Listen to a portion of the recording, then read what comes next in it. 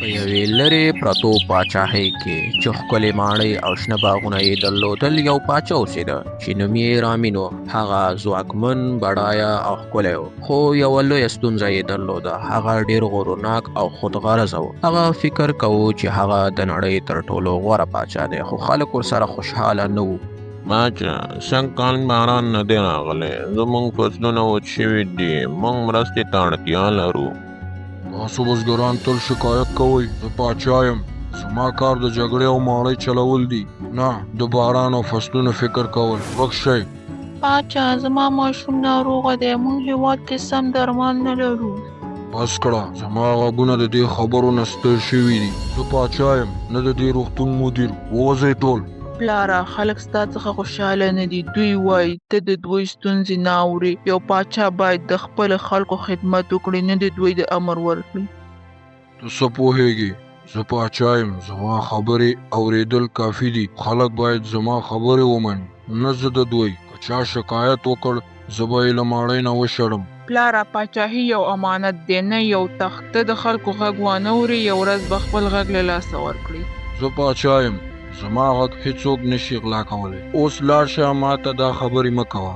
خو پاچا نه پوهېده چې یو ورځ به د هغې غږ ته تل لپاره له لاسه ورکړي، او هغه سزا به یې د خپل غرور او خودغرضۍ پایله وه.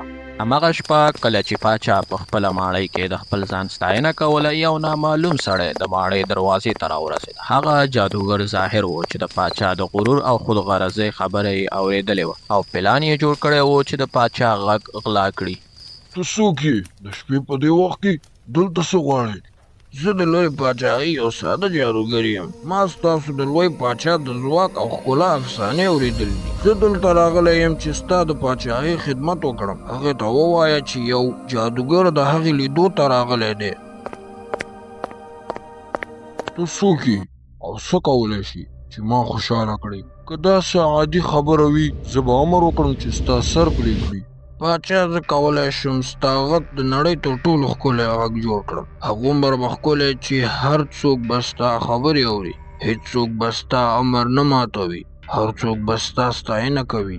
ښه، زه غواړم ماته دا جادو وکړه. نن ورځ به زما غږ د نړۍ تر ټولو ښکلی غږ شي. پلاره نه، دا سړی ماته باوري نه ښکاري. د هغه سترګو دروغ وایي، د هغه مسکا کې زهر دی، مه یې منه. خاموشه شه، ته یو کوچنی شهزادګۍ یې، نه یوه پاچا. زه پاچا یم، زه پوهېږم چې څه غواړم. که بیا د ماته درس راکړ زه به امر وکړم چې تا خپلې خونې کې بنده کړي.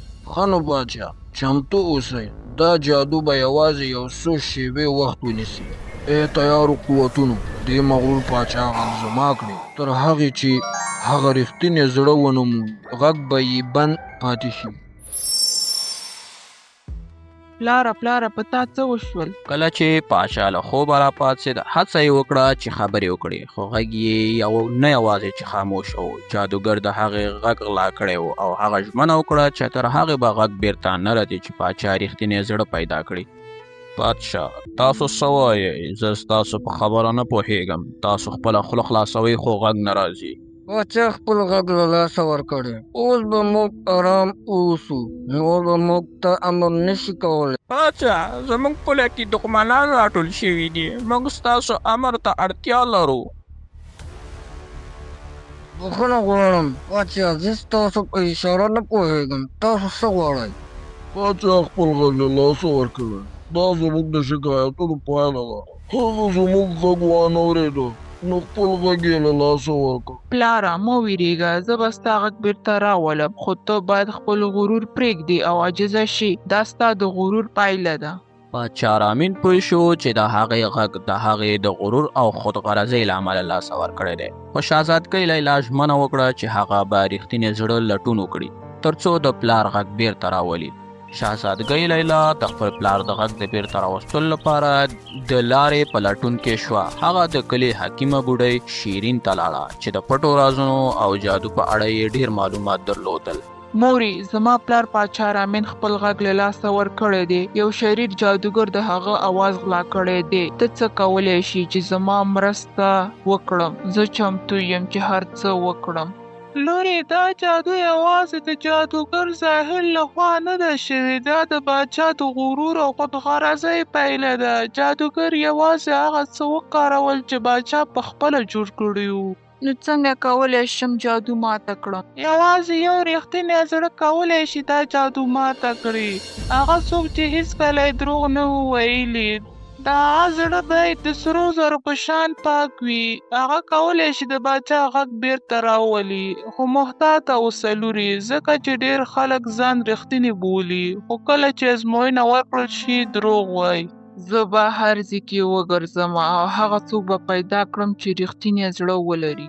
دا جادویي عکس واخله، کله چې رښتینی کس مخې ته درشي دا به روښانه شي، خو په یاد ولره رښتینی زړه تل په ساده جامو کې وي، نه په سرو زرو او ښکلا کې. اوس لاړه شه او د خپل پلار غږ بیرته راول. شهزادګۍ لیلا د رښتیني زړه په لټون کې خپل سفر پیل کړ. هغه نه پوهېده چې دا سفر به څومره ستونزمن وي او څومره خلک به هغه ازموي، خو د هغې عزم کړی و چې خپل پلار به وژغوري.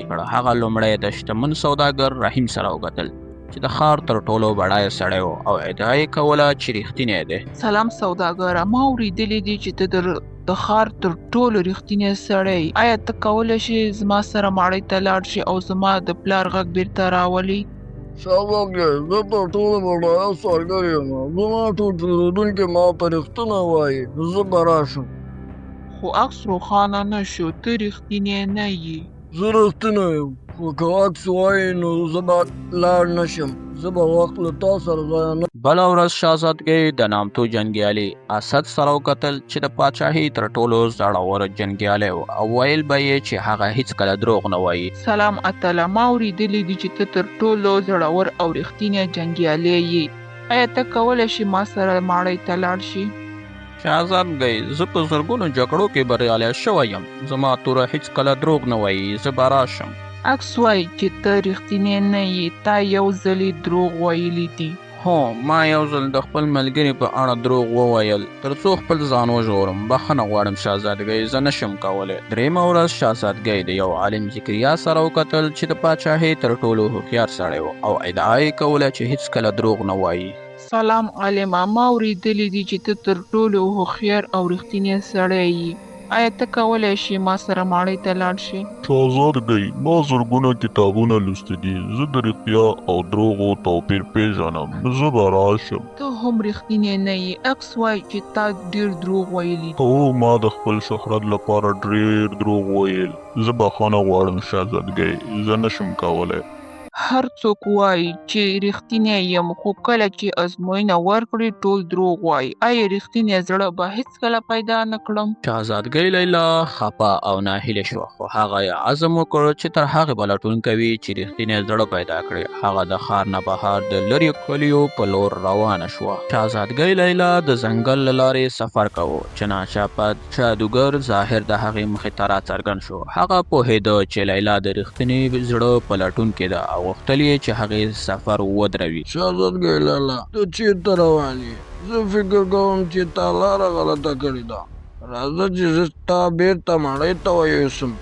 زه ستا له جادو نه ویریږم ظاهره. تا زما پلار غږ لا کړی دی. زه به رښتینی زړه پیدا کړم او جادو به دې ماته کړم. ته کوچنی شهزادګۍ، زما د جادو په مقابل کې بېوسه یې. وګوره چې زه ستا لاره څنګه بندوم. زه نه درېږم.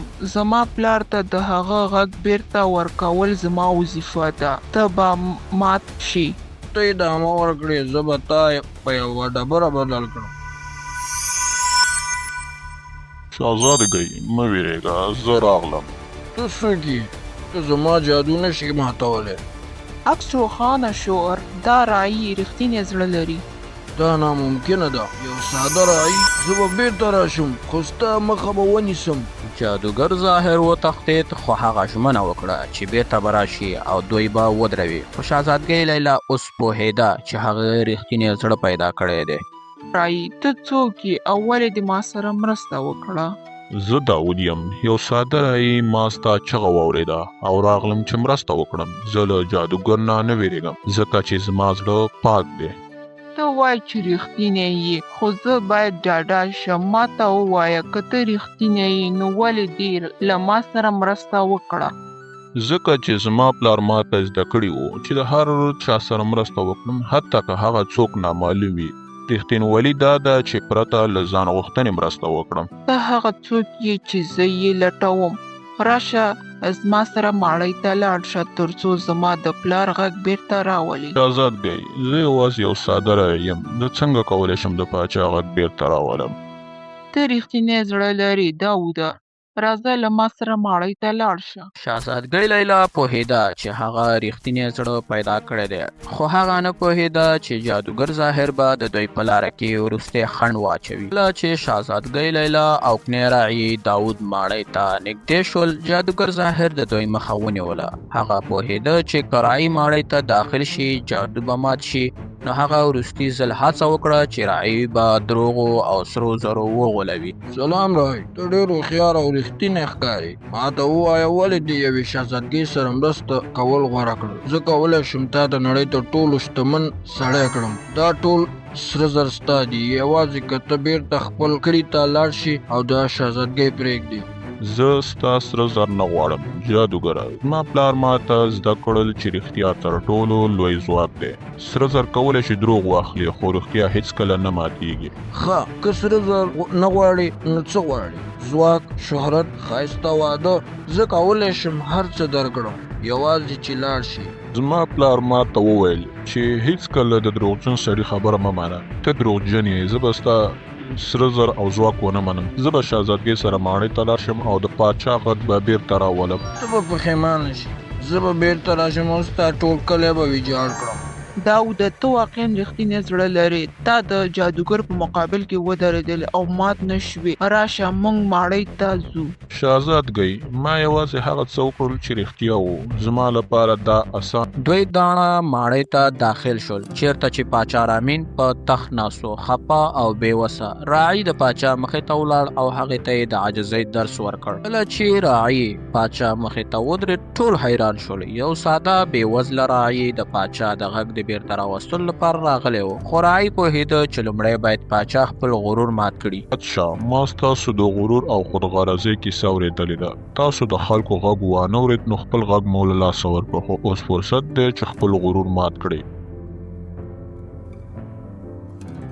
بادشاه، پاچاهي یو تخت نه دی. پاچاهي د خلکو خدمت کول دي. تاسو خپل خلک له پامه غورځولي، نو جادوګر ستاسو غږ واخیست، خو که تاسو اوس عاجز شئ خپل غږ به بیرته ترلاسه کړئ. پلاره مه غوسه کېږه. داود رښتیا وایي. تا څومره وخت خلکو ته زیان رسولی دی، اوس وخت دی چې بخښنه وغواړي. بادشاه، ما ته وګوره، زه یو ساده راعي یم، خو زما زړه پاک دی. که تاسو غواړئ چې ستاسو غږ بیرته راشي، نو لومړی باید تاسو د خپلو خلکو نه بخښنه وغواړئ او خپل غرور مات کړئ. پاچا به هېڅکله عاجز نه شي. هغه ډېر غرورناک دی. بادشاه، تاسو اوس رښتینی شوي یاست. ستا زړه پاک شوی دی. اوس به ستا غږ بیرته راشي. پاچا رامین چې تل یې فکر کوو چې هغه د نړۍ تر ټولو غوره پاچا دی، اوس په زنګنونو کېناست او د خپلو خلکو نه یې بخښنه غوښته. هغه خپل غرور مات کړ او عاجز شو، او بیا یو معجزه وشوه. کله چې پاچا رامین خپل غرور مات کړ او عاجز شو، یو طلایي رڼا د هغې شاوخوا خپره شوه. جادوګر ظاهر له لرې نه چغې کړې، خو رڼا هغه ورک کړ او له دې سره جادو مات شو. زه خبرې کولی شم. زما غږ بیرته راغی. پلاره ستا غږ بیرته راغلی، ته اوس رښتینی شوې. بادشاه، تاسو خپل غږ بیرته ترلاسه کړ، ځکه چې تاسو خپل زړه پاک کړ. رښتیا تل بریالي کیږي. زما خلکو، زه بخښنه غواړم. ما دومره وخت غرور وکړ او ستاسو ستونزه مې ونه اورېدلې. اوس زه بدل شوی یم. زه به ستاسو رښتینی پاچا یم. او د همدې ورځې راهیسې پاچا رامین یو مهربان، عاجز او رښتینی پاچا شو. هغه خپل غږ د خلکو د خدمت لپاره وکاروه، نه د ځان ښودلو لپاره. جادوګر ظاهر مات شو او نور یې هیڅکله د پاچاهۍ په اړه نشو اورېدل کېدی. که غواړئ چې زموږ دغه شانتې ویډیوګانې وګورئ، نو زموږ چینل سبسکرایب کړئ. د دې فایده به دا وي چې تاسو به هر ځل زموږ لومړی ویډیو تاسو ته در رسیږي.